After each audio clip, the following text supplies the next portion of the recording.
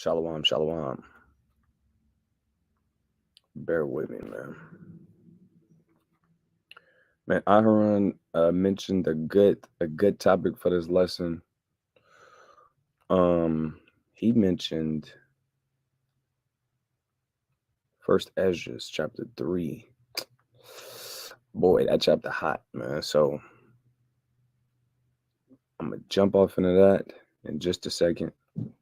I'm gonna drop something in the chat so brothers know I'm doing a video.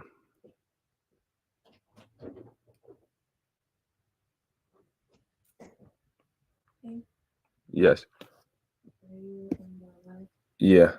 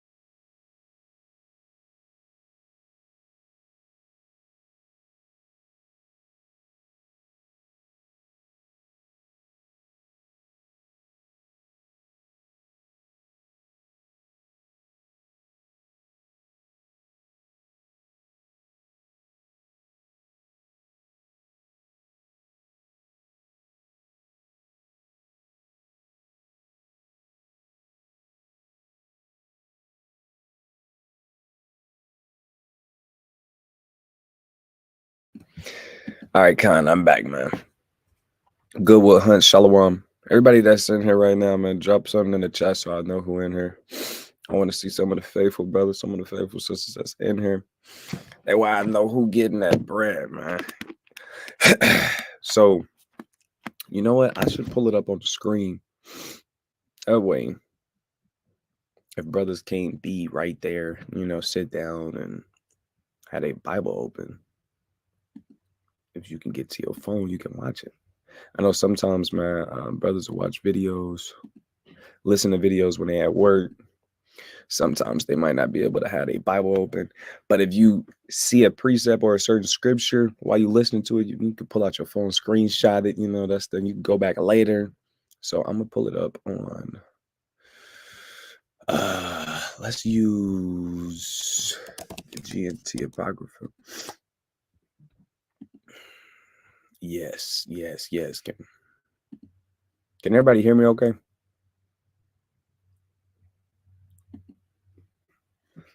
Let me know if y'all can hear me, man.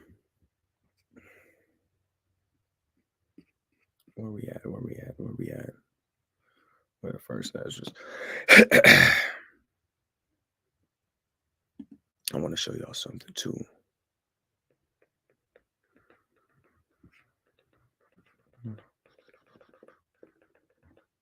I thought it was First Ezra chapter 7.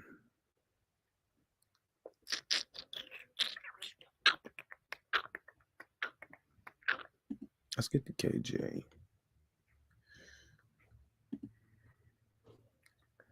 We got Azaniah in the chat. Shalom, King. Man.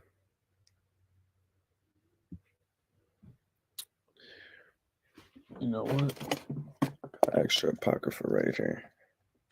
I don't know who apocrypha this is. It's like brand new. It's a certain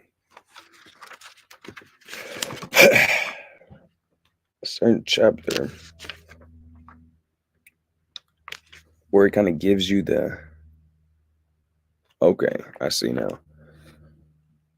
So when you go to Second Ezra's chapter 1, I want to show y'all something, man. Second Ezra chapter 1. All right, because some people never heard of this book right here, the Apocrypha. So And my Bible right here, this is my regular Bible, my 1611 Bible. It got this book, it got these books in here, right? This is your King James Bible, right? But all of the books that's in the Apocrypha, I actually have them in this Bible, right? This is the 1611 Bible, right? So some people are like, what Bible, what book are you reading out of? I ain't never seen that book before, right? So in your traditional King James Version Bible, you got this, the Apocrypha. But these things were taken out. So now in your King James Version, your King James Bible, you don't have the Apocrypha in there no more. So a lot of times, the brothers, I'm looking for a Bible around there because brothers be having extra Bibles around. But now in your regular Bible, you don't have this. So you can go buy this book for like, it's probably like $10, maybe. But this right here is hot, man. Or you can go get you a Bible like mine and it actually has it in there, the 1611, right? Anyways, I wanted to show y'all because some people don't know who this book, what's going on in this book. So the books of the Apocrypha, I'm gonna kind of lace y'all up, right? Because some people brand new to the channel. I know a lot of times on our channel, we get a lot of people who don't know much about the truth, right? So I want to start taking my time and teaching some of the basics because I mean, some people don't know. And a lot of people come to our channel to learn the basics. So anyways, I'm gonna do a better job of teaching the basics. So the Apocrypha, it got like 15, 14 books in there. You got 1st and 2nd Esdras, which is the same author in the Bible, in the regular Bible, and his name is Ezra, right? And I'm gonna prove that here in a second. You got Tobit, you got Judith, you got the rest of the book of Esther that's in the Bible.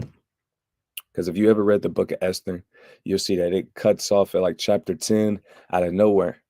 But the rest of them, the rest of the chapters is actually in the Apocrypha, right? So you got the rest of Esther, you got Wisdom of Solomon, you got the book of Ecclesiasticus, you got Baruch, the book of Baruch, you got the Song of the Three Holy Children, you got the History of Susanna, you got Bel and the Dragon, the Prayer of Manasseh, you got 1st Maccabees, you got 2nd Maccabees. So if I counted that correctly, you got 14 books in the Apocrypha, right? Some mighty information. I can speak on all of these books. I read all of them, and it's some very needed information in the Apocrypha, right? Like a lot of people don't know anything about our people going to captivity by the Greeks. Why? Because you find the majority of that detailed information in 1st and 2nd Maccabees, right? You find most of the detailed information about what our forefathers was doing when the Greeks ruled the world in this book. And it's so important. Why? Because you got our people starting to be known as Greeks. Instead of being known as the Israelites, they were Hellenized. So it's a whole time period where the whole world was Hellenized. And a lot of people have a very, very, very tough time understanding the letters that was written by Paul in the New Testament, right? Because they don't understand the history. They don't understand what was going on with our people, right? So there's a lot of key information in this book. Today, we're going to be talking about, we're actually going to be reading the chapters, 1st Ezra, chapter 3. But before I jump into it, I wanted to read 2nd Ezra, chapter 1. And because some people might not know. Some people might know, but they might not know how to prove it, right? So I wanted to show y'all something. Let me go to the book of Ezra. It might be chapter 7.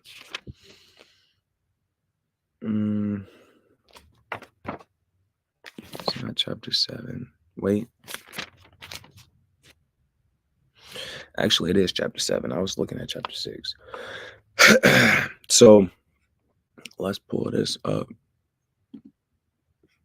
I got 2nd Ezra chapter 1. I'm going to pull up another Bible app. I'll pull this one up because it's right here.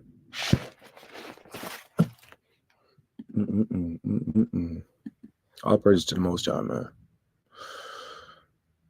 I'm feeling pretty good today, man. Feeling pretty good. So, right now, we are in the book of Ezra. This is in your traditional Bible, right? Your traditional King James Version Bible, traditional regular Bible. I know what I'm teaching is probably to new people, you might not understand it, but this is your regular Bible, right? Just the Bible that you're familiar with.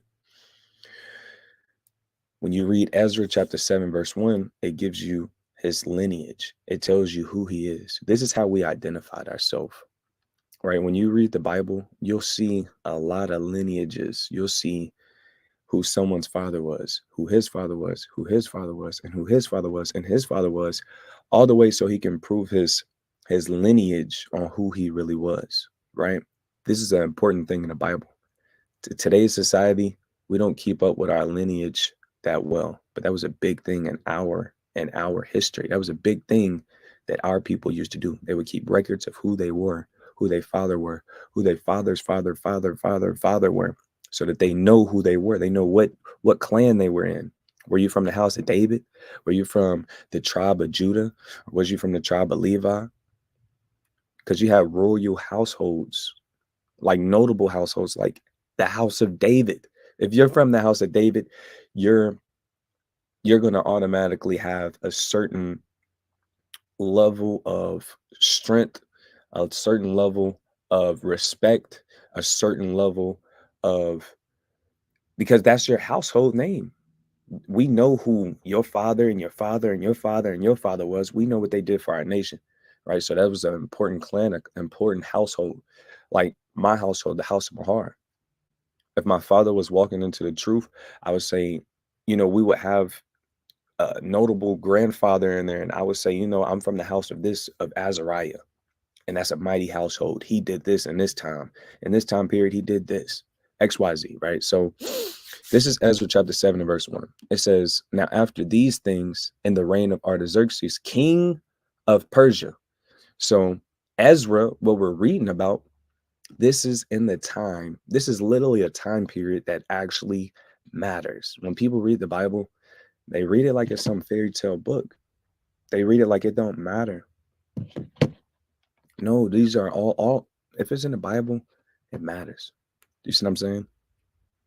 It matters. So Ezra, he was on the scene in the time of the Persians and Medes. The Persian and Medes had a huge empire. You got to know who took down the Persian and Medes. You got to know who the Persian and Medes took down, right? You got to know who came before the Persians, who came after the Persians. You got to know that the Persian and Medes had a joint empire, right? That's why it's called the Persians and the Medes. You got to understand that Daniel, in the book of Daniel chapter 7, he prophesied about those things. In the book of Daniel chapter 2, he prophesied who was going to come before him, who was going to come after that kingdom. In Daniel chapter 8, it prophesies about the Persian and Medes being conquered by the Greeks. All of these things is important because guess what? Our ass was in captivity. We was on the scene. Our ancestors was on the scene.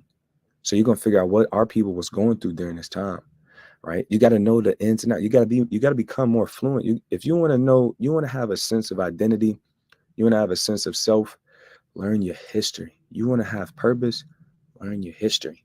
And don't be in a rush to learn every single thing. Take your time. Shawab, if you watching, bro, enjoy learning this information. Azaniah, enjoy learning this information. One time, it's going to be a time where y'all brothers have to teach somebody, and you want to actually be able to show them.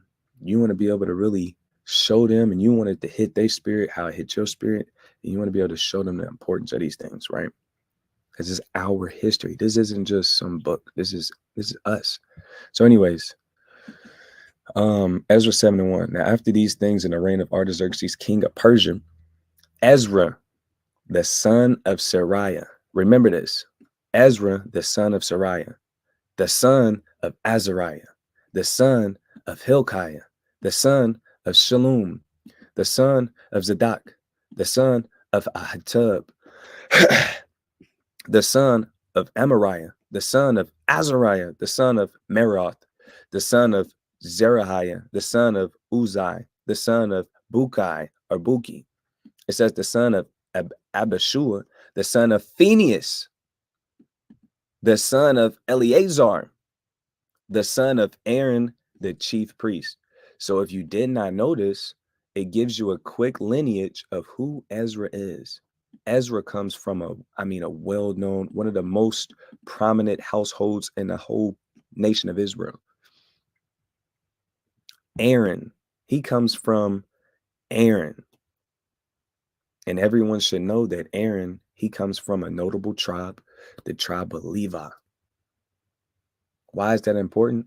Because the Levites are they are a very, very important tribe. But if you come from the house of Aaron, it's even that much more important, because to them they were given certain duties and responsibilities to govern our whole nation. They was responsible for mediating us with our God. They was responsible for, when we did something bad as a nation, offering up sacrifices so that we could be forgiven. They was responsible for the temple. They was responsible for our tabernacle. They was responsible for the altar. They was responsible for the incense. They was responsible for the showbread. They was responsible for a lot of things, right? They was responsible for teaching us the law, statutes, and commandments of the Most High God. Ezra comes from this notable family. So why do I go through this and show y'all this? Because when you read Second Esdras, when you read First Esdras, in the Apocrypha, it's the same guy. Ezra and Esdras is the same guy. Now, you might say, well, Mahar proved that, right? So it tells you his lineage in this book. So this is Second Esdras 1. It says the second book of the prophet Ezra, or Esdras, the son of Sarias.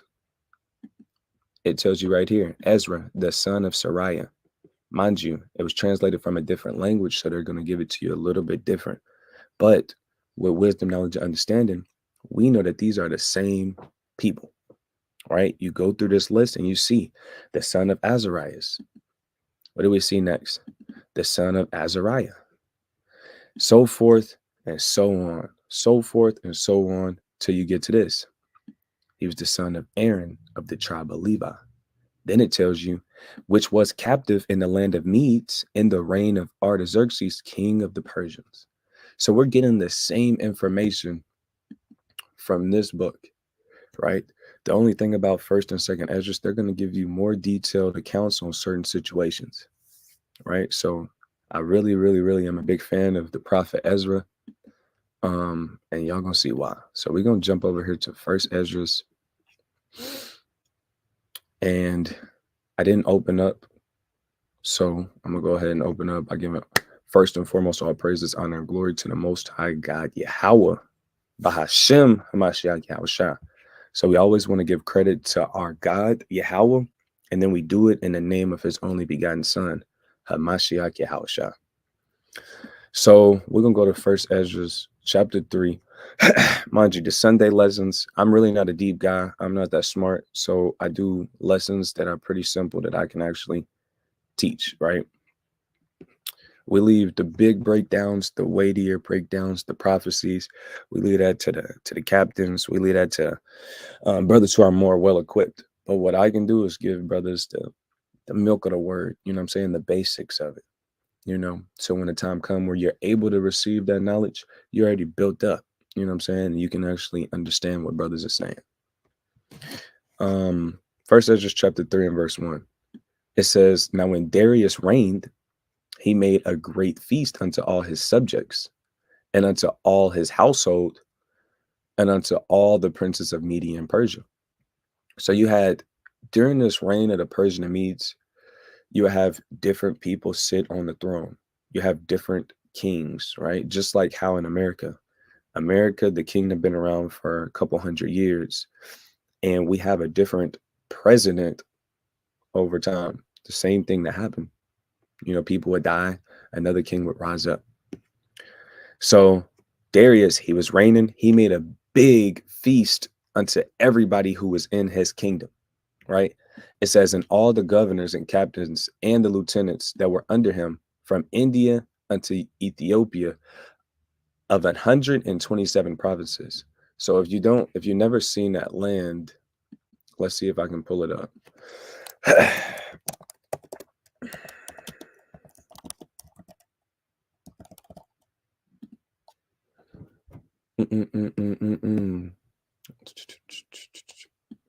A large empire included the Persian, the East, and the Syrian. Let's see. Let's see if we can get a good picture. Yeah, these is pretty good. This is a lot of land. I kind of like this one, but we'll deal with.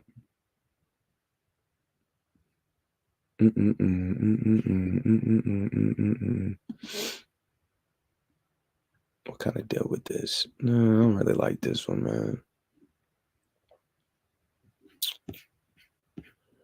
I don't want to get caught up right here for a long time. Okay. I kind of like this one. They had a lot of land. They had a lot of land. A lot of land. So when it talks about, it says, he had a feast and he gave it to all the governors and captains and lieutenants that were under him from India to Ethiopia, right? This is from India. See all of this? To Ethiopia. All of this. And I believe Ethiopia is kind of somewhere down here, if I'm not mistaken. If I'm not mistaken.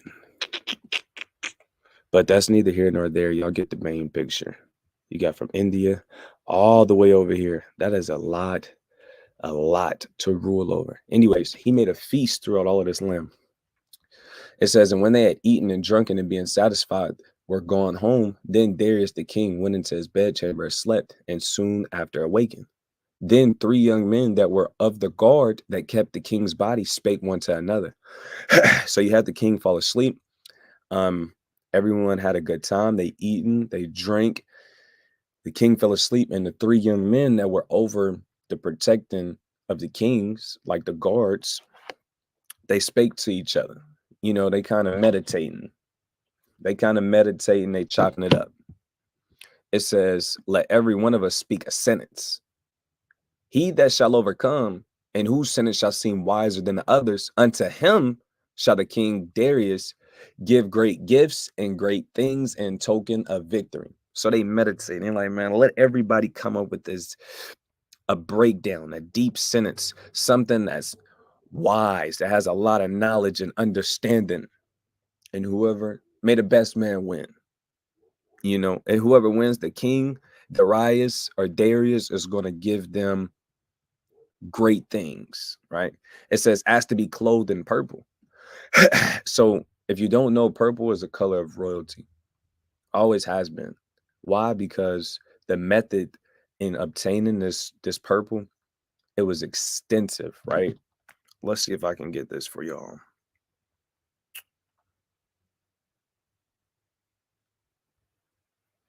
I'm gonna go to Google before I get this precept. It's called the Murex snail. All right. Well, why are we looking at a Murex snail? All right, you see the color on it? It says a rare spined Murex.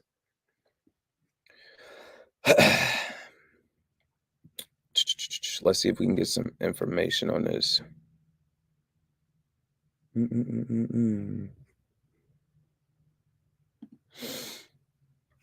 Let's see.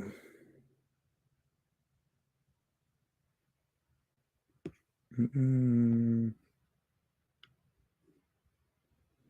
want to get. Okay, we got the human use costly.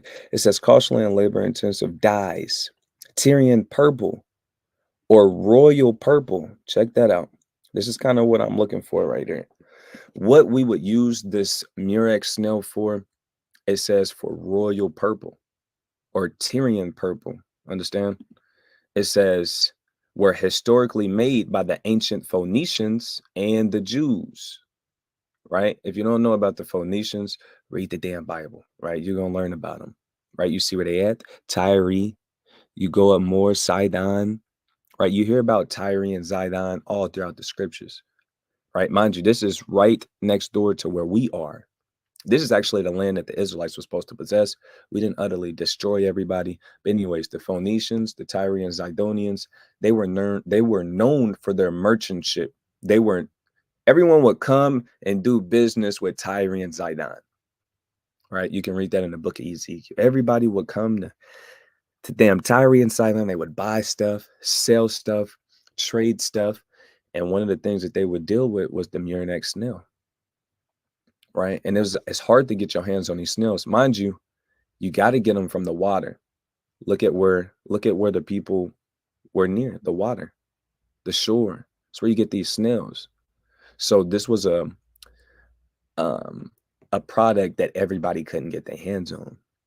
It says respectively, using mucus from the high probranchial gland. Okay, bear with me because I ain't used to that word. It says of two species commonly referred to as the murex. The murex, they kind of get into it. I want the meat of it. It says this dye is a rare animal produced organobromine compound, which the snails make using a specific, y'all get the point. It says the dye was used in royal robes, other kinds of special ceremonial or ritual garments, or garments indicating high rank. It is hypothesized that the dye was the same dye as that which featured prominently in the ancient temple in Jerusalem. The clothing of the high priest of Israel officiating there, it is sometimes still used by the Jews today in the ritual fringes or tzitzits on four-cornered garments. A consensus has yet to be reached regarding the biblical source of the blue dye. So they saying the purple dye, most of the scholars going to say that they got it from the murex snail. The high priests were dealing with it. Now, if we go to the book of, let's get the GNT again. So for the brothers who out here, no, I don't need this. I need GNT apocrypha. Why they not dealing with me? Am I doing something?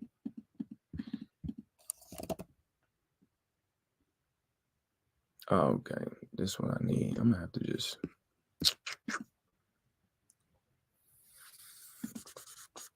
Y'all bear with me. It's another scripture in Ezekiel, but I don't know if I can find that one. But I found this one. I'm just gonna pull it up on the screen for y'all. I'm gonna pull it up on the screen for y'all real quick. So bear with me. So we in 1 Maccabees chapter 4 and verse 23. Let's get the KJV.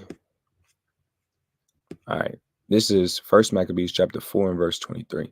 It says, then Judas returned to spoil the tents, where they got much gold and silver and blue silk and purple of the sea and great riches. So you had our people, they actually came up on some spoil. They got silver, they got gold. Then they mentioned they got some blue silk. You know what I'm saying? That's some stuff that is hard to get your hands on. It costs a lot of money. You have to be wealthy. You got to come from a rich background. It's not easy to get your hands on blue. It's not easy to get your hands on blue silk. It's not easy to get your hands on purple. It's not easy to get your hands on that stuff. So here we have it in the Bible. It talks about the purple and it talks about it being from the sea, right? Which validates the hypothesis that we have with the murex snail. Understand? So going back to first Esdras, it says these men where it was going to speak these wise sentences, and then they was going to be clothed in purple. So I wanted y'all to understand the gravity to what it means to be clothed in purple. Everybody is not wearing purple, you know. It says to drink in gold. So the cups that they're drinking out of, gold. It says, and to sleep upon gold, and a chariot with bridles of gold, and a head tire of fine linen, and a chain about his neck. So you was gonna be sauced up, man. You was gonna have the purple on, you was gonna have the pinky rings, you was gonna have the chains around the neck, you was gonna have the meat tree around your head, You know what I'm saying? He was gonna have the gold on. He was gonna be sleeping on gold, drinking out of gold. So the men was meditating on this. It says, and he shall sit next to Darius because of his wisdom, and shall be called Darius, his cousin. So this is what they were trying to obtain. So, brothers was probably meditating, like, okay, trying to come up with the wisest sentence. It says, then everyone wrote his sentence and sealed it and laid it under King Darius, his pillow.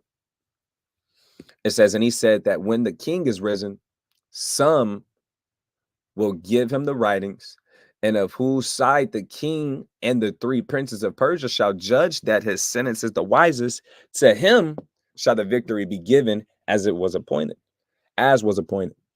So basically, they're gonna slide the notes or the letters of the wise statements and sentences and seal it under his pillow. And when he wake up, somebody gonna give him the sealed packages of the wise sentence. And not only was the king going to judge, but you was going to have the princes of Persia, and they was going to sit and kind of meditate on it and see who had the strongest and most wisest and put together breakdown, right? And I find joy in this. You know how people find joy in who can jump the highest, who can run the fastest, and who can shoot the basketball from the farthest, like Stephen Curry. That's fun. You know what I'm saying? That's fun. I'm not gonna lie. Throwing the football back and forth to a friend, playing catch is fun. Listening to good music is fun. Eating food is fun. But this is fun.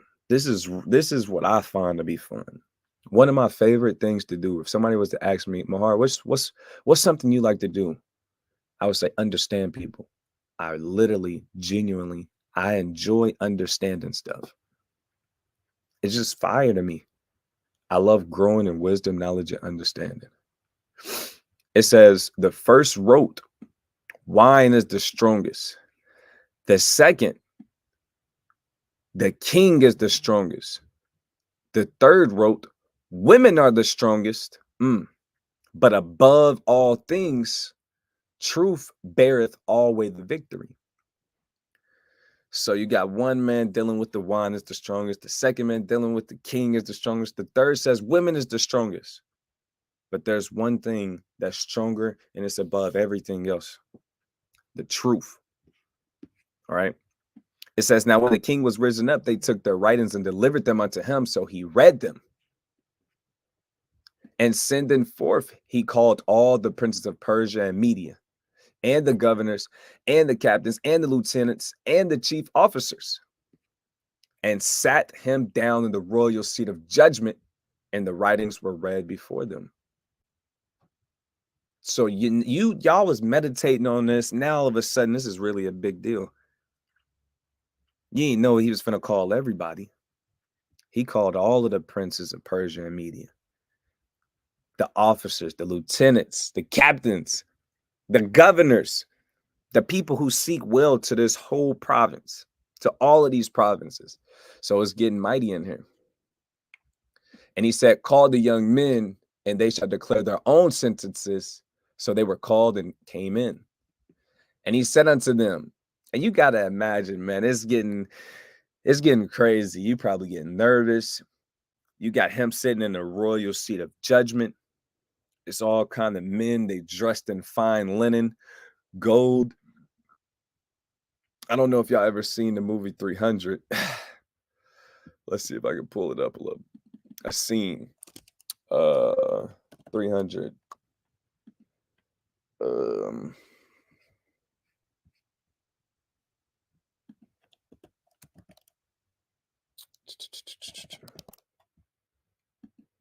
Kind of look at this dude. When you watch the movie 300, which if you haven't watched it, you gotta watch it. Xerxes was tripping on him, right? But this is how he was decked. Look at all the jewelry he got on. He bugging, right? He looked kind of crazy and bugged out. But when I'm thinking about everybody that's sitting, all of the princes, right? The princes of Persia and Media, all of the governors, all of the officers. When I'm sitting and I'm meditating on it, I'm thinking of a lot of men having garments on that's hard to get your hands on, jewelry on, men of understanding. Because if they got this much rank and degree and they're over cities and provinces, you 9 times out of 10, you would think that they have understanding, that they're dealing with wisdom, that they know how to put things in order, that they know how to run they know how to be over hundreds and thousands of people. They know how to rule, right? But this is what the Most High is building us up for, to be able to rule over countless of people. So you got to have discernment. You got to have balance. You got to have mercy. You got to have the spirit. You got to know the times when to be unmerciful. You got to know when to make an example out of someone. You got to know how to show love. You got to know how to give the proper judgments, right? You got to be balanced. You got to know things. But imagine walking before these men, you say something stupid, I'm meditating on, man, they probably gonna kill me. And he told you, look, matter of fact, I'm not gonna read this. Call them in here, they can declare their own sentence. So I'm probably over there. Damn, I didn't know it was gonna turn into this. It says, declare unto us your mind concerning the writings. Then begin the first who had spoken of the strength of wine. So first, this is what they wrote. Wine is the strongest. The king is the strongest. Women are the strongest, but above all things, truth beareth always the victory. But he said, I see what y'all wrote, but declare unto us your mind concerning the writings. So what made you write wine was the strongest? What made you write the king was the strongest? We want you to break it down and give us the understanding on why you would say this.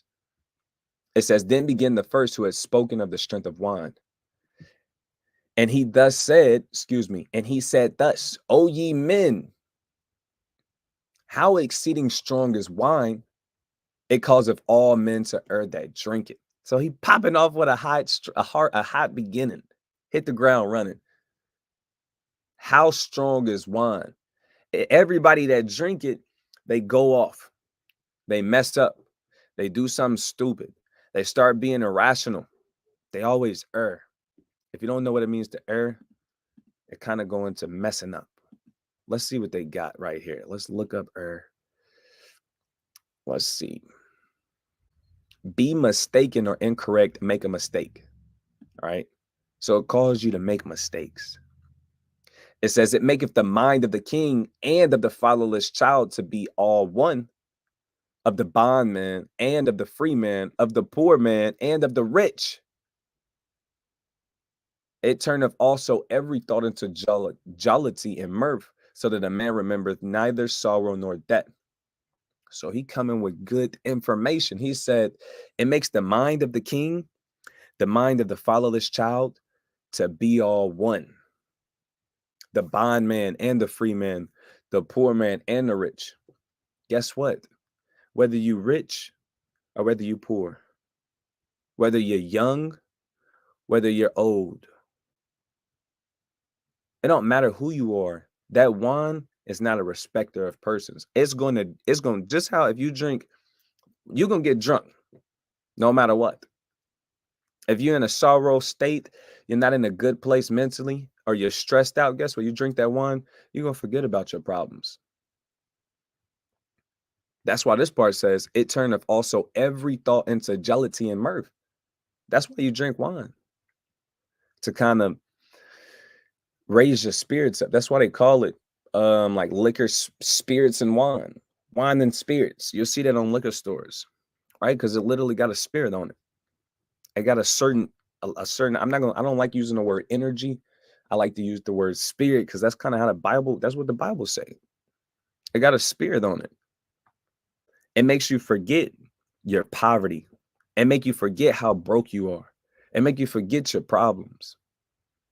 That's why it says it causes all to be one. And no matter if you're a king, no matter if you're a peasant, they're both in their cups and they drinking, they ain't worried about that. You forget about your problem. It says, and it maketh every heart rich. Now, how can wine make your heart rich? It can't. When it talks about your heart, it's talking about your mind. It makes your mind rich. How can your mind be rich?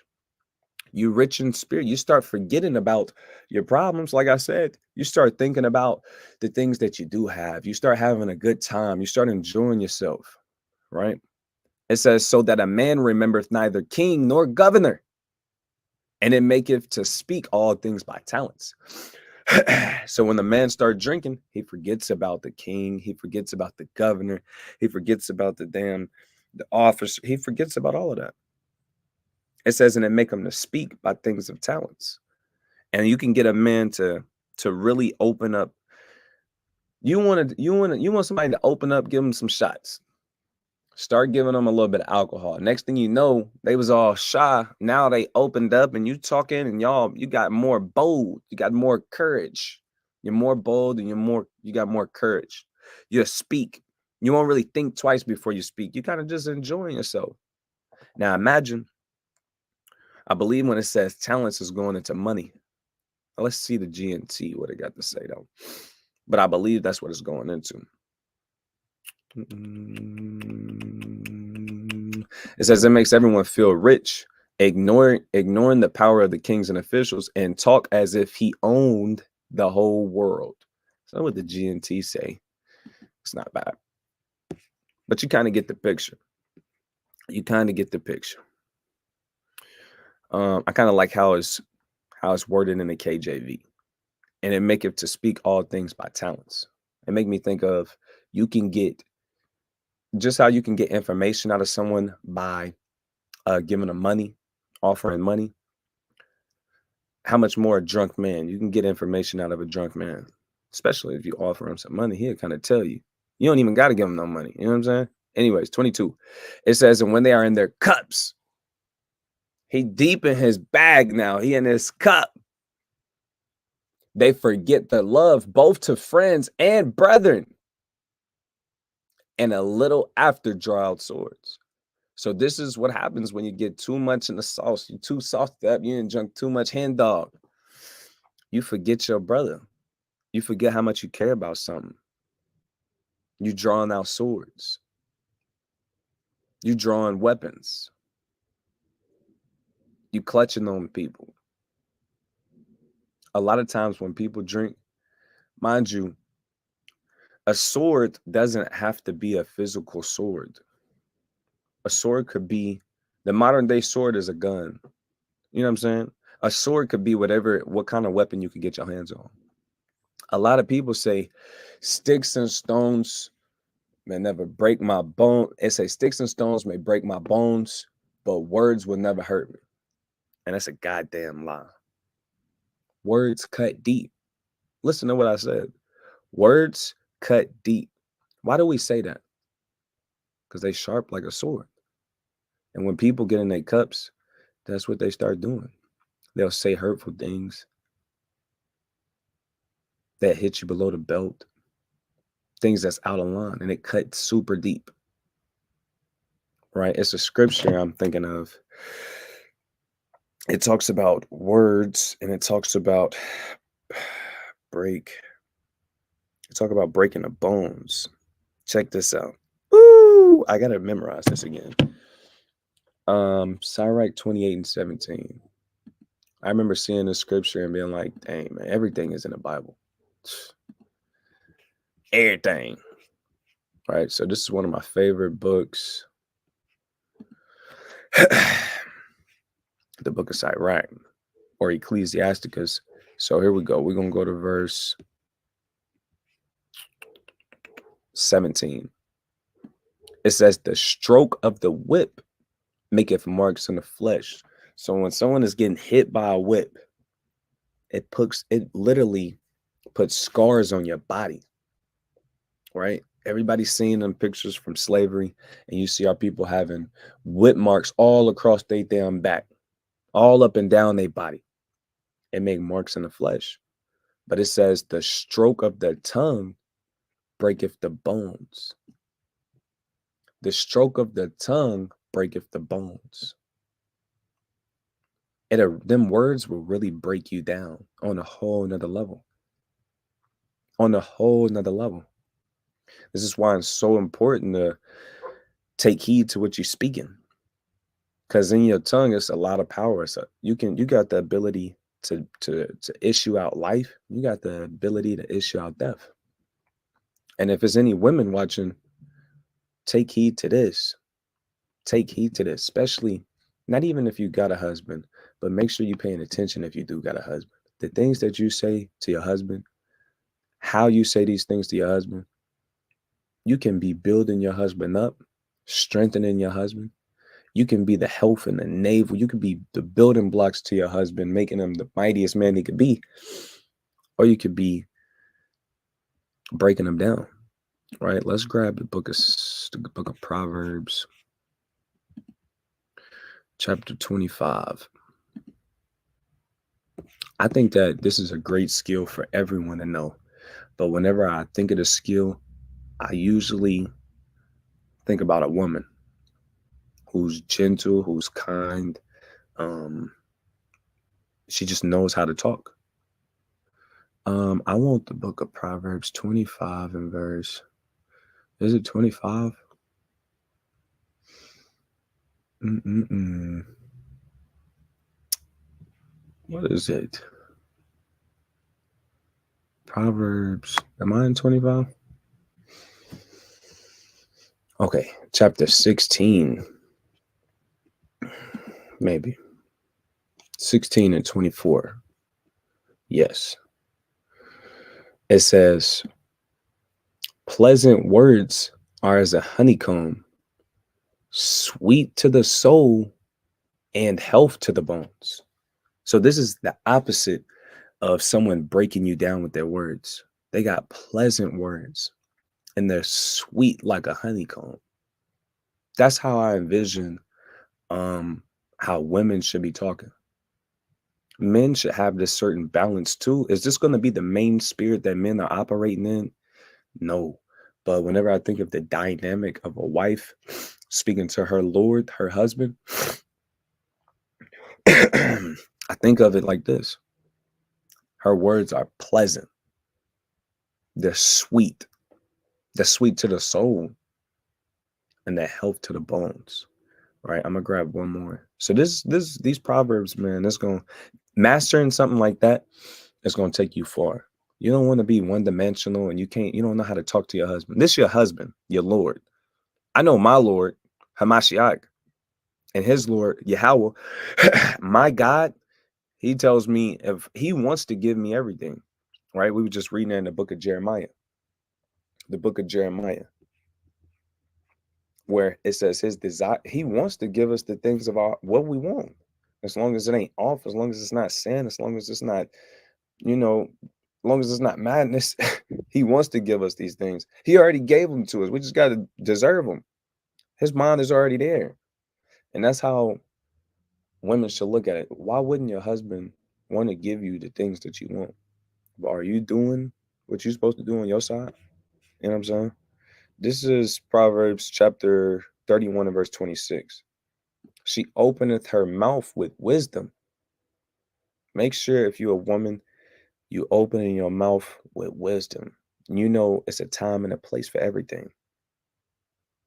Know the time to come and ask your husband for something. Make sure that what you ask him for, you desire, you deserve it. Make sure it's not madness and folly. Check on your husband. Make sure he in a good place before you come in here and you don't be nagging all the time. You know what I'm saying? We can go into in depth for how if you moving in this kind of energy, you can damn near get whatever you want from your husband. Right? I was on social media and it was a post that said a submissive woman controls her husband. But y'all don't want to talk about this though. And that was very true. A submissive woman, she can get what she wants from her husband. She knows how to talk to her husband. She knows her place. She knows she tapped in. But that's women's strength being submissive, but they want their strength to be the strength that a man has. A man's strength and a woman's strength is different, right? We can take two different kind of species. The strength of a cat versus the strength of a dog is different. The strength of a dog, is his teeth, right? His jaws, biting. The strength of a cat, that isn't really his strength. Being big and having um a real big bite force, that's not what cats do. That's not what a domestic cat and that's not the strength of a domestic dog. A domestic cat, its strengths is being agile, light on his feet, quick on his toes. You know what I'm saying? You drop them any kind of way, like they finna fall on the ground and hit their back.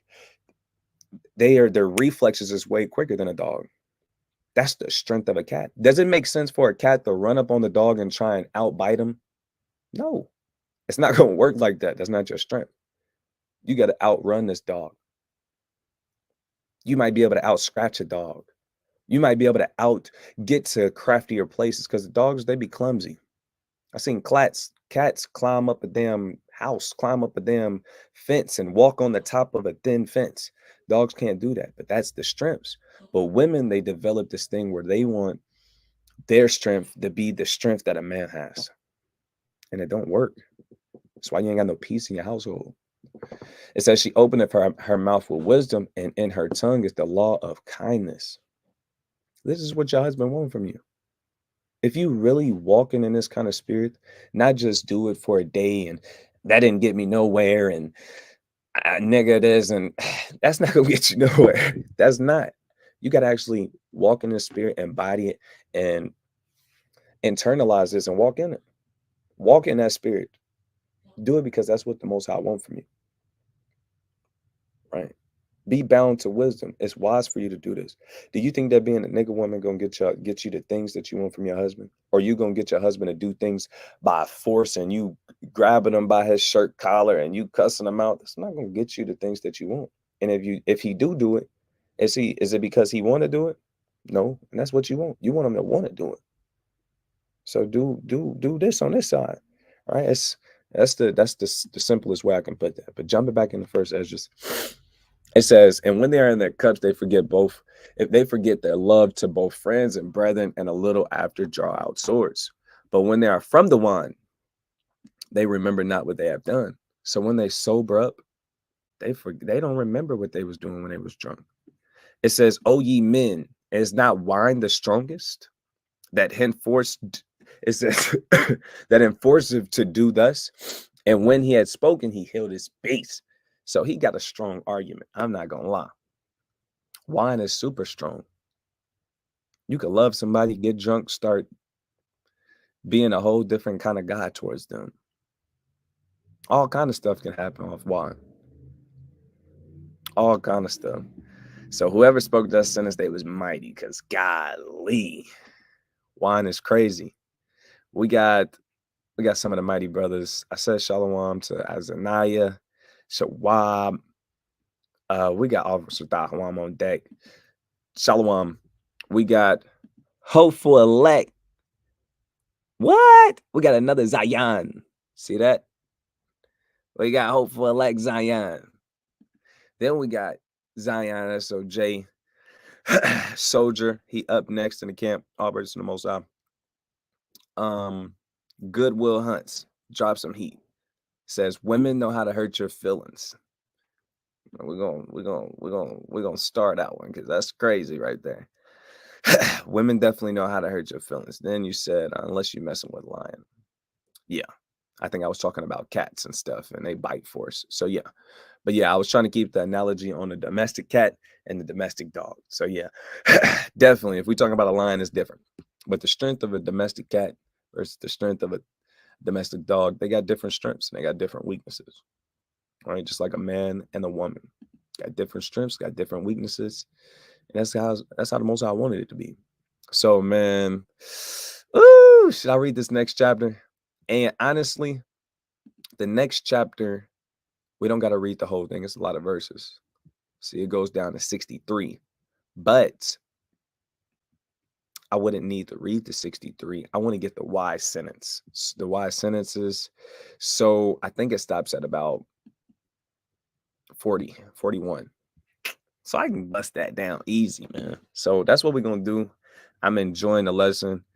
If y'all enjoy it, man, stay tuned. We're going to get through 40 more verses, and we're going to see who is the strongest, who gave the strongest sentence, the wisest sentence, right? So jumping back in at 1 Ezra chapter 4, verse 1.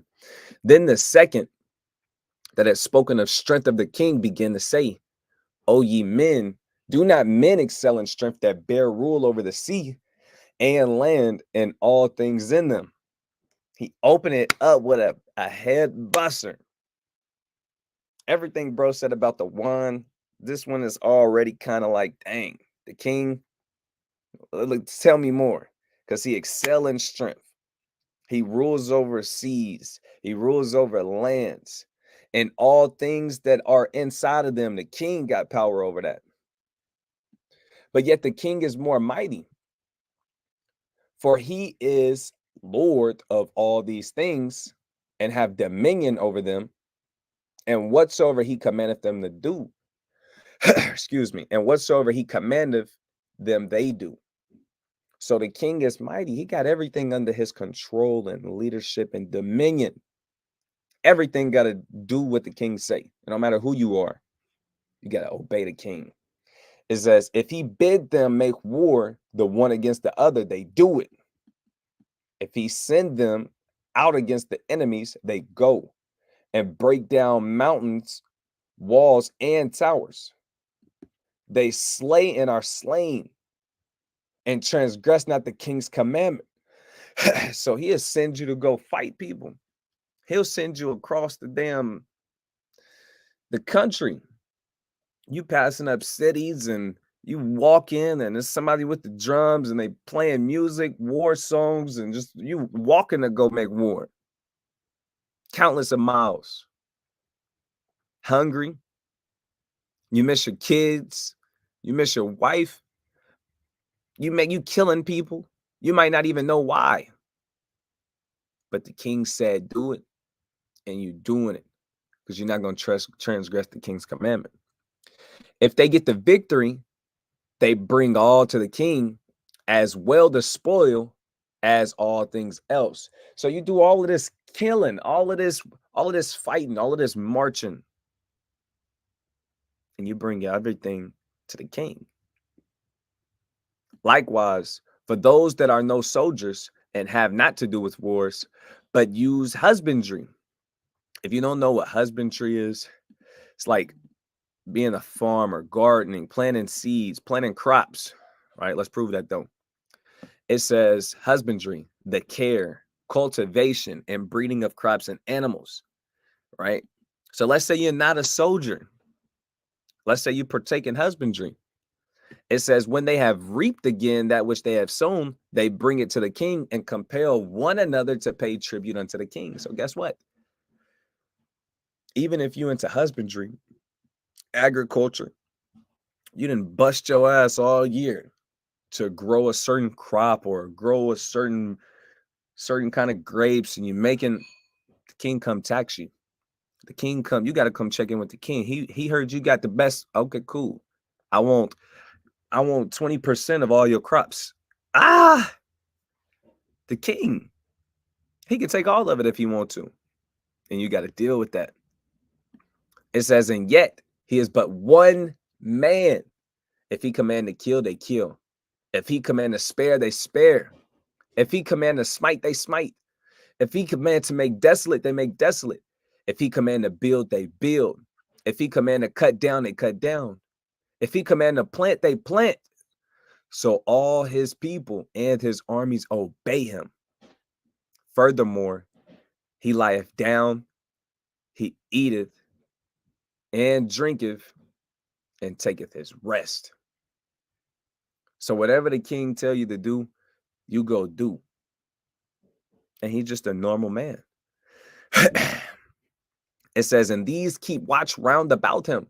Neither may anyone depart and do his own business, neither disobey they him in anything. So if he give you a job, that's your job. You can't go do nothing else. You can't leave one day and take a sick day and say, hey man, well, I'm gonna take the vacation leave. I'm gonna go see my family for a while. You can't go do your own business, right? That's the power of a king. O ye men, how should not the king be the mightiest when in such sort he is obeyed? And he healed his tongue. So after he dropped that hot fire, he healed his tongue. He said, how can how can the king not be the strongest when he got that much power? That's power right there. You tell somebody to go kill somebody, you tell your soldier to go kill somebody and they go do it. That's power. That's power. That's power, right? Somebody work all year. Zion getting into agriculture. Imagine you you grow your potatoes, you've been putting in work, you've been doing all of this, man. And then somebody come through and take your stuff. You got that kind of power. He'd tell you, I need that. And you put it in his hand because he got that kind of power. Oh, man, that hurt. Verse 13, man, let's get it going. Then the third, who had spoken of women and of the truth, this was Zerubbabel, and he began to speak. So if you don't know who Zerubbabel is, you got to find out. Zerubbabel was an Israelite. Mind you, we were captives, though. I don't know what the other two men who gave the wise sentences over wine and the king is, because it don't tell you their name.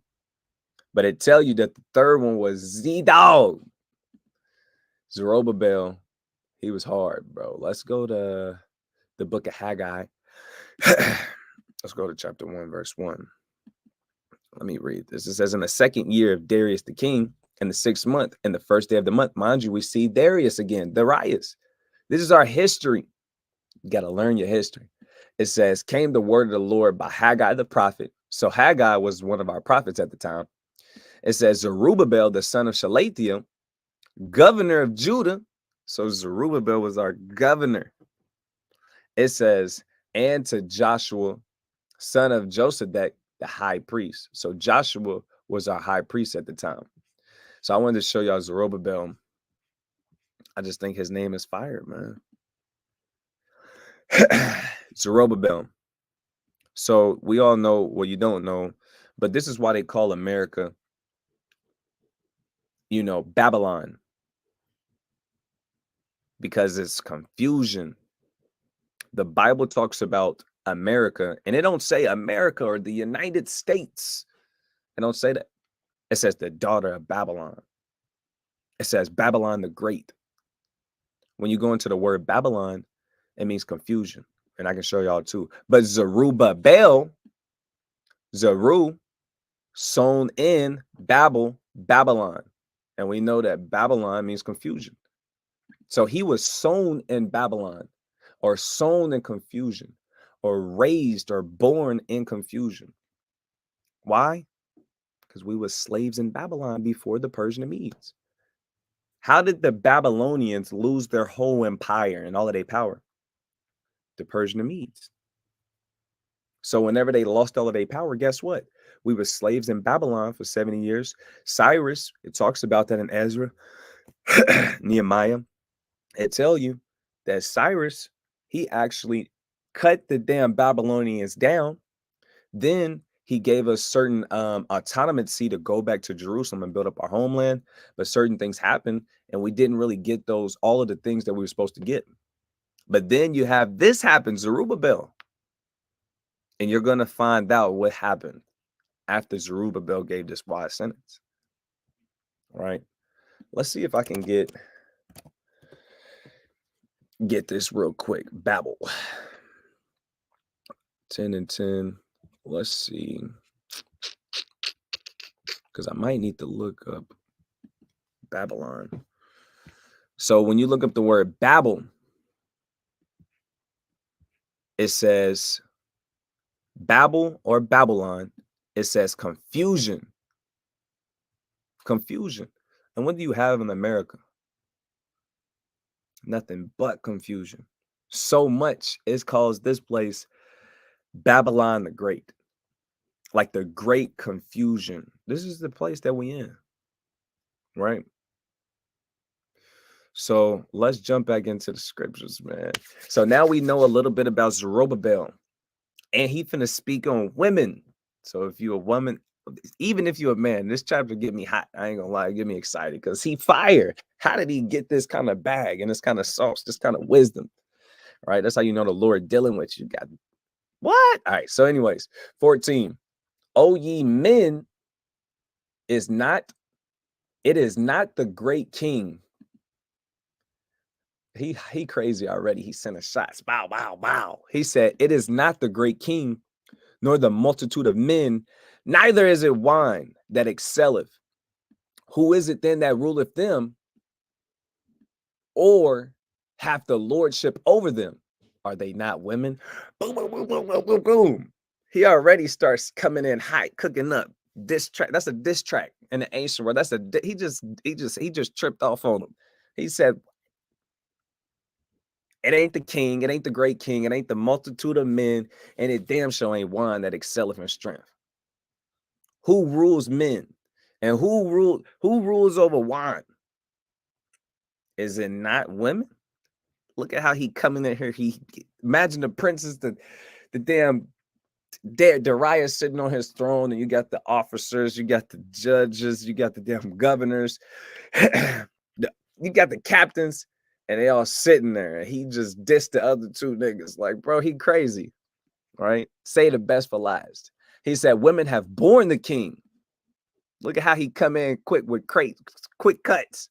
Women have borne the king, and all the people that bear rule by land and sea. He said, without women, it wouldn't be no king. They came out of women. So, you know, he kind of crafty, right? Because even still, it takes men to do this, but his position is women is the strongest. So he got to kind of come in like that, right? It says, even of them they came. I'm gonna read that better. Even of them came they, and they nourished them up that planted the vineyards from whence the wine cometh. Boom, boom, boom, boom, boom. He coming in with more smoke. He said, you came from a woman, and they nourished up them that planted the vineyards. So the people that planted the vineyards, the women nourished them up. Women nourish the men who plant the vineyards, and grow the grapes. And that's where the wine comes from, grapes. So you want to talk about the strength of wine? Let's talk about the women who played a part in growing grapes to even get to the wine. So he on their ass, right? He on their ass. It says, these also make garments for men. These bring glory unto men, and without women cannot men be.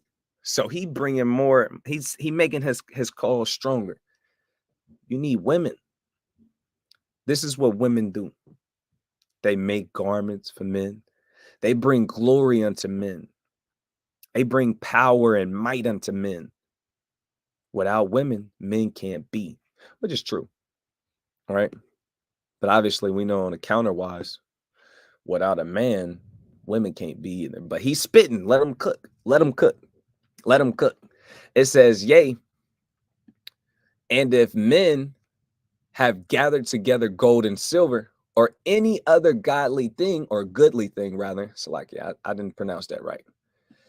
It says, and if men have gathered together gold and silver, or any other goodly thing, do they not love a woman which is comely in favor and beauty? It says, do they not love a woman which is comely in favor and beauty? Watch them cook up, and letting all those things go. So the gold, the silver, any other goodly thing, when they love a woman who's beautiful, she got favor, they let all those things go. It says, do they not gape? Meaning your eyes is drawn to her, you drop jaw, you wide open because you see her. You stuck.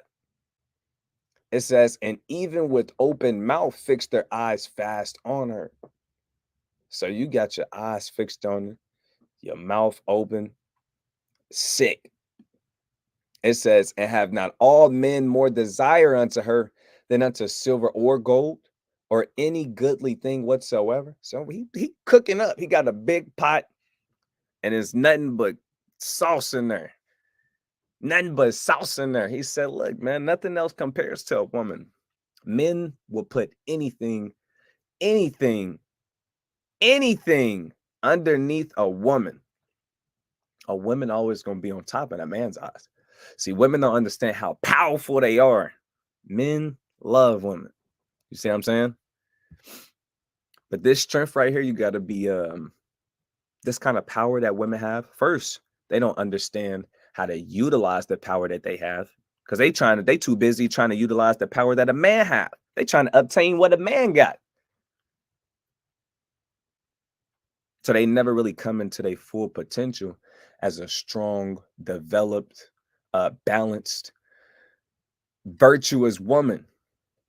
Because they too busy trying to be like a man. That's not your strength. It was another point I had, but it escaped me. Anyways, verse 20. A man leaveth his own father that brought him up, and his own country, and cleaveth unto his wife. See that? A man leave his family and go start a family with you. He sticketh not to spend his life with his wife, and remembereth neither father nor money, nor mother or country. So he drops everything and bees with his wife. He forgets it. A lot of times it could be a man, he'll deal with a woman and the culture and his people, he'll kind of put that aside for his woman. Let's say you got a damn white man and he get into a marriage with a Chinese woman. He kind of drop his traditions and he kind of get into the Chinese traditions. You know what I'm saying? Or vice versa. It could be a Chinese man, he start dealing with the white woman. He not dealing with the Chinese religions like that. He not keeping Chinese New Year and Dragon Day. He dealing with them St. Patrick's Day. He dealing with them Easter now. You see that?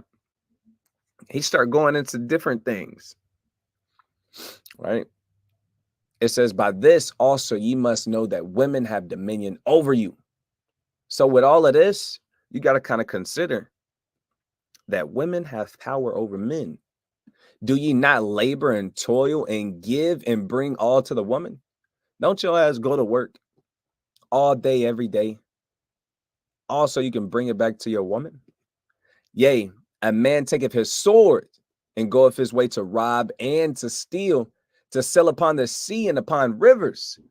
So a man to take his sword, weapons, he'll go rob, steal, kill. It says that you set sail. You know how dangerous it is to go upon the ocean, to set sail on the sea and upon the rivers. There's all kinds of creatures out there.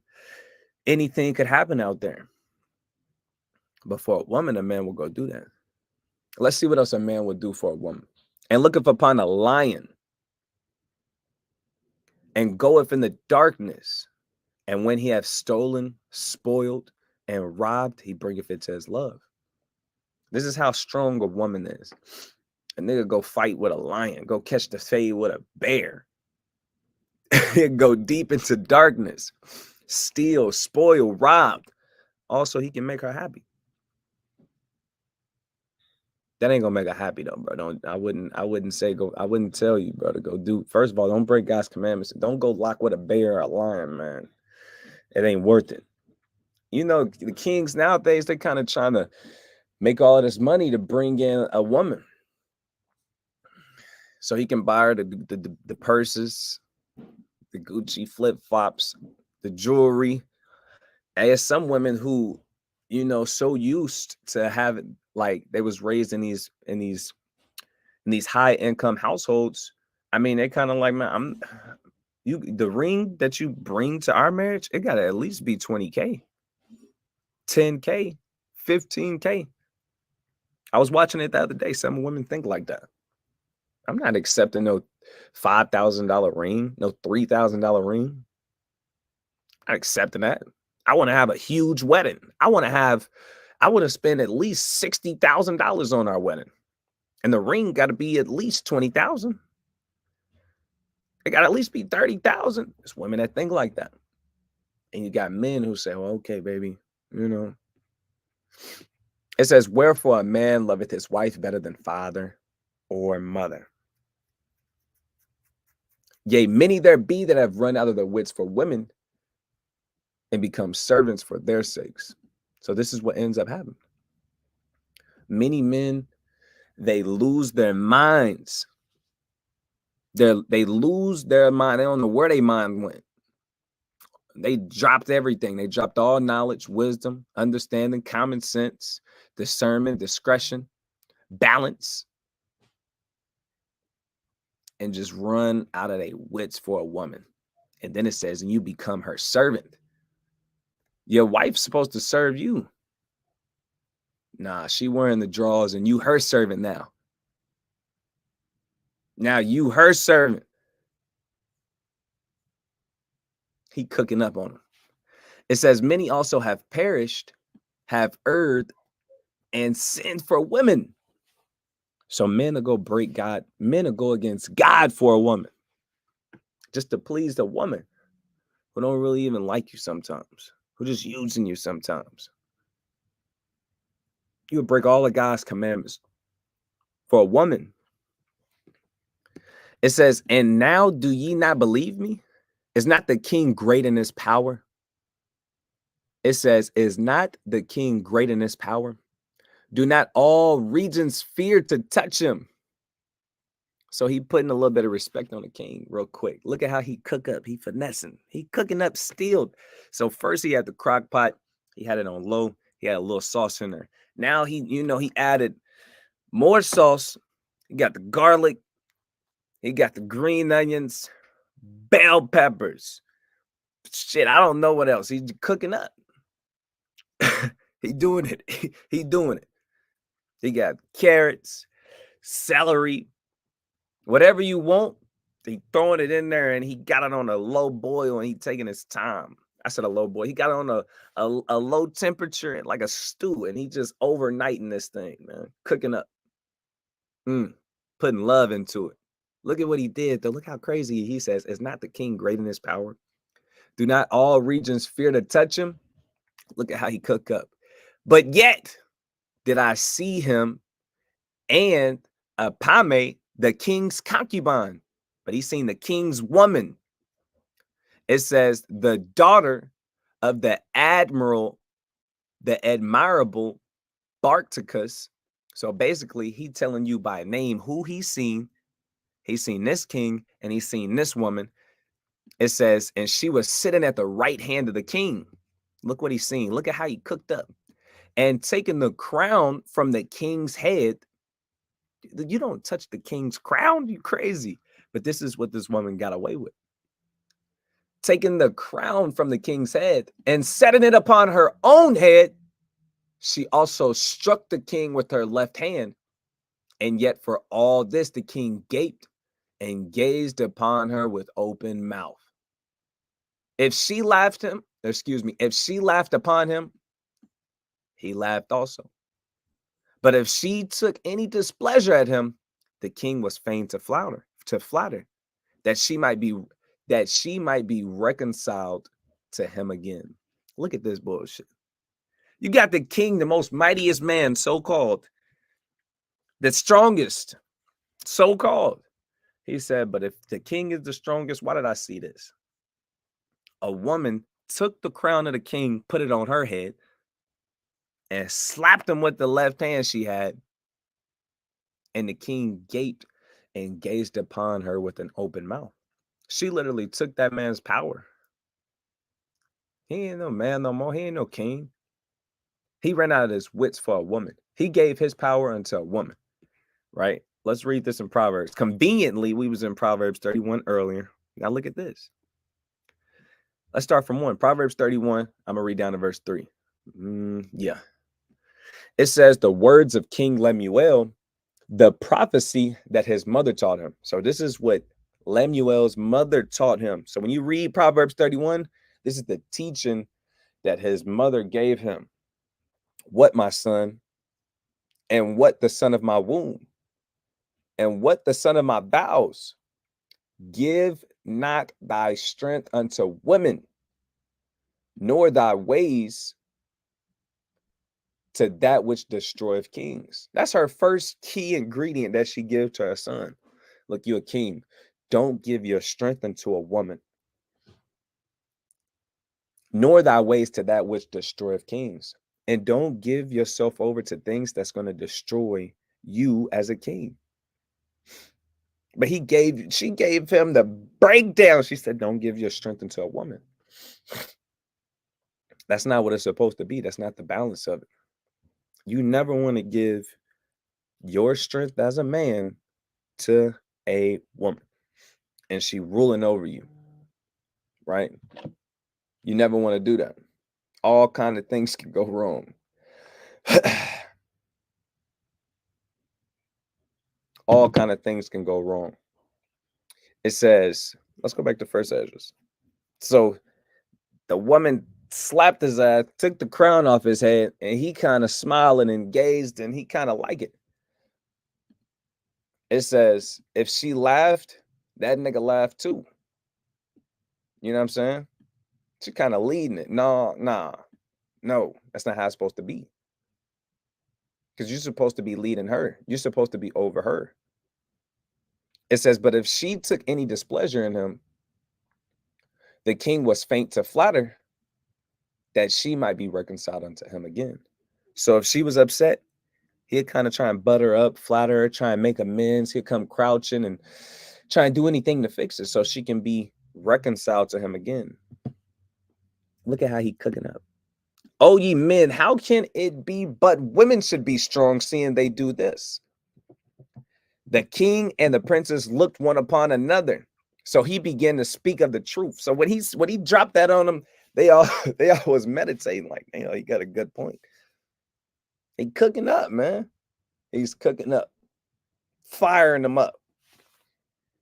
It says the king and the princess looked one upon another, so he began to speak of the truth. Now he finna conclude. He finna conclude. It says, "O ye men, are not women strong?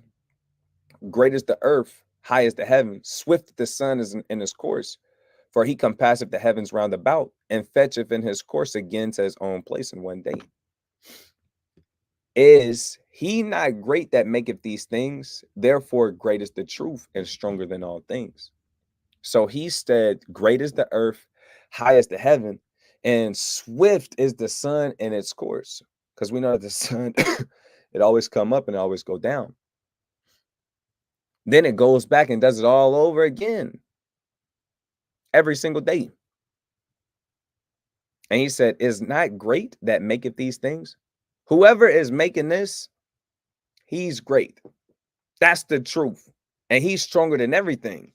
It says, therefore, great is the truth and stronger than all things. The truth is always going to be the strongest. It says, all the earth crieth upon the truth, and the heaven blesseth it. All works shake and tremble at it, and with it is no unrighteous thing. So when you got the truth, there's no unrighteousness in it. It's righteous. It's the truth. It's perfect. It's undefiled. It's clean. It's holy. It's set apart.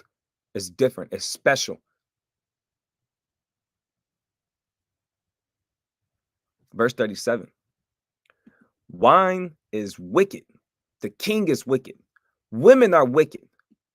All the children of men are wicked. And such are all of their works. And such are all their wicked works. And there is no truth in them. And their unrighteousness also they shall perish. So he said, all of this shit is wicked. Wine, women, kings, their works, it's all wicked. He said, as for the truth, it endureth and is always strong. It liveth and conquereth forevermore. The truth, not once have the truth been weak. No matter how hard you try and bury something or hide something, the truth, because it's so strong, guess what it does? It eventually comes to the light. It eventually finds its way. It eventually comes out because it's always strong. You can never kill the truth. You can never cut the truth down. That's why the doctrine that we teach the Bible and we call it the truth. Because no matter how hard they try and hide it, it's coming out. No matter how long they try to push it in the darkness, it's coming to the light. They didn't want everybody to know that the Israelites, so-called blacks, Hispanics, Native Americans, they was hiding this. But it's conquering.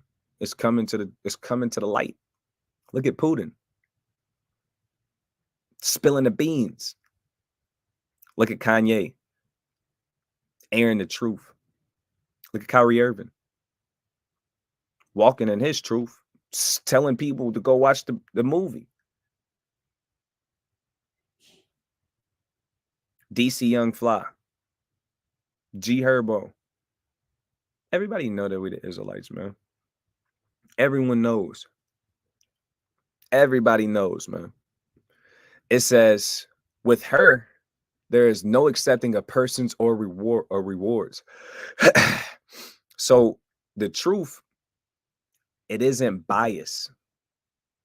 The truth gonna be the truth. The truth isn't gonna be like, well, I kind of like this person, so I'm not gonna be truthful. No, the truth, it doesn't take rewards. People do though, but not the truth. The truth is the truth. It says, but she doeth all things that are just and refraineth from all unjust and wicked things. And all men do well like of her works. Everybody like the truth. Everybody likes the fruit of truth. Everybody loves it. It says, neither in her judgment is any unrighteousness, and she is the strength, the kingdom, power, and majesty of all ages. Blessed be the God of truth. So with the truth, you got strength, power, holiness, might in all ages, of all ages, no matter what time period. That's what the truth was coming in. That's the fruits. That's the power it was moving in, and strength and power. It says, and with that, he held his peace. And all the people then shouted and said, great is truth and mighty above all things. So everybody shouted for joy. They turned up. They said, great is truth. It's above everything. That's Zerubbabel, man. That's our forefather. It says, then said the king unto him, ask what thou wilt, more than is appointed in the writing, and we will give it thee, because thou art found wisest. Thou art found wisest, and thou shalt sit next to me, and shall be called my cousin. So he said, I'm gonna give you more than what you asked for. Just tell me what you want. You're the wisest. We're gonna give you whatever you want. You're gonna be my cousin now. We family now. Then said he unto the king, remember thy vow which thou hast vowed to build Jerusalem in the day when thou camest to thy kingdom, and to send away all the vessels that were taken away out of Jerusalem, which Cyrus set apart, when he vowed to destroy Babylon and send them again thither. Thou also hast vowed to build up the temple, which the Edomites, if you don't know who the Edomites are, so-called white man. The white man is the Edomites. Thou also vowed to build up the temple, which the Edomites burned when Judea was made desolate by the Chaldees. So if you don't know who the Chaldees are, they're the Babylonians. So he said, you know what? I don't want the chains. I don't want the purple. I don't want the damn silk. I don't need none of that. I just want you to remember the vow that you made, that the other kings made before you, to let us go back home, and how you was going to give us back our shit. That's what he said, man. Give us back the things that the Babylonians took. It says, I'm going to read verse 44 again. And to send away all the vessels that were taken out of Jerusalem. So all of the things that was in Jerusalem and our temple, Solomon's temple, everything was made of gold. Everything. The cups, tables, everything was, we had shields of gold. We literally had gold and currency. We had all kind of stuff, man. They took everything. All of the vessels of gold. He said they were taken away out of Jerusalem by the Babylonians, which Cyrus set apart. If you don't know who Cyrus was, he was the king that took down the Babylonians, right? He was the Persian and Medes king that took down the Babylonians. He was the king of the Persian and Medes that took down the Babylonians. So when he did that, Cyrus set apart the things that they took from our temple. It says when he vowed to destroy Babylon and to send them again thither. So Cyrus had in his plans to give those things back to us. But when other kings came up, them things got kind of washed down, washed away. But when Zerubbabel spoke, because Zerubbabel had this information. So when he spoke this wise sentence, he knew the whole time what he was going to request from the king. Right? It says, and now, O Lord the king, it says, and now, O Lord the king, this is which I require and which I desire of thee. And this is the princely liberality proceeding from thyself. I desire, therefore, that thou make good the vow, the performance whereof with thine own mouth thou hast vowed to the King of heaven. Then Darius the king stood up and kissed him and wrote letters for him unto the treasurers, the lieutenants, and captains and governors, that they should safely convey on their way both him and all those that go up with him to build Jerusalem. So what ended up happening, we end up getting the permission to go back to our homeland. We end up getting the permission to go back to our homeland, all praise to the Most High. But you'll find out that our journey was not over. All of the other nations that were surrounding us, they was trying to prevent us from building our walls and our temple to the Most High God, right? That's why you got to read Ezra. That's why you got to read Nehemiah.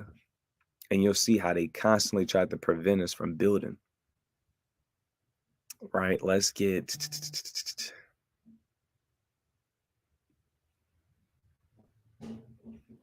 I wanted to get a quick preset.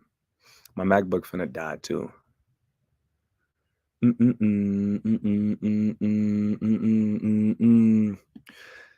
I'll get a quick preset. Shema Tribe of Judah, Shalom family. Welena, Shalom sis. The truth is always strong, man. Always strong. All praises. Hopefully, brothers and sisters was edified. I did want to grab another preset. This is the book of Nehemiah. I could probably grab a better one, but this is the one that I kind of knew where it was at, so I grabbed it. So we had Nehemiah 2 in chapter 10. It says, when Sanballat the Horonite and Tobiah the servant of Ammonite heard of it, it grieved them exceedingly that there was come a man to seek the welfare of the children of Israel. So this is the same time whenever we got the approval to go back home and build our temple, to build our walls in Jerusalem, it grieved them. They disliked it. They hated it. Why though? Why though? Why though? We the Most High's favorite, man. People ain't gonna like it whenever we building up our people. Just like now, we building up our people on a spiritual way. We the spiritual bricks of the temple, right? We the building blocks to the temple on a spiritual level. You can read that in Peter. And it grieves our enemies when we building up. It pisses them off. It makes them dislike us. It makes them hate us. Why? Y'all get to focus on y'all people, on y'all communities. But as soon as the Israelites, the Chinese people, they come over here and they got places like little small Chinatowns. Nobody here peep out of that. But when the Israelites start building themselves up, start establishing themselves, coming back to God's law, statutes, and commandments, believing on the Most High, putting them first, honoring the Sabbath day, honoring your father and your mother, not being covetous. You know what I'm saying? You start keeping these commandments and see what it does to your enemies. It tell you in the book of Sirach chapter 30, when a man builds up his son, it grieves the enemies. It makes them upset to see us doing what we're supposed to do. Because they know whenever we come back to the Most High God with all our heart, with all our mind, and with all our soul, we're not going to be on the bottom no more. We're going to be on the top. And they're fearful of us redeeming ourselves and being on the top of society how it was supposed to be from the beginning. When God is on our side, nobody can be against us. But whenever we break God's commandments, they know that they got rulership of this whole world. So that's what they want. They want to keep us confused. They want to keep us in a lower state. They want us to go through the curses. They like when we break God's laws. They like when we can't identify ourselves. They like when we're not showing brotherly love. They like having rappers and male and female artists talk about killing our people and damn madness and twerking and drugs and just being nigga men and nigga women. They like that. So they'll sacrifice giving a few million. That's nothing to them to keep the Israelites on bottom. Give a man $1 million, 10 million, $50 million to teach bad things to our communities. That's a small price to pay. So y'all be careful out there. Stay in the spirit, man, because our adversary is working overtime in these last days. So that means you got to pick up the pace a little bit, man. Make sure your spirit in the right place. Make sure that y'all are loving y'all spouses, loving y'all children, doing what y'all can for the ministry, doing what you can for your people. And we're going to close this out by giving all honor and glory to the Most High God, Yahweh, by Hashem, Hamashiach, Yahweh Shah. Lord willing, y'all was edified. Until next time, man. Shalom.